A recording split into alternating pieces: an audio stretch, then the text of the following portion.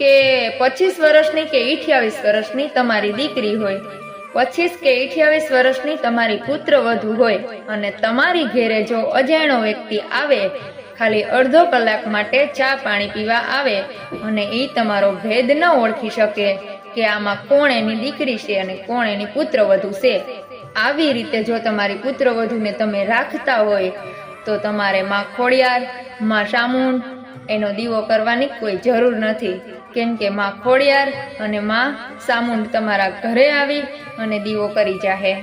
ઘણા માતાજીને સુંદડી ચડાવવા માટે ડુંગરાવાળીને પૂજવા જાય છે, પણ ઉમરાવાળી તો રહી જ જાય છે।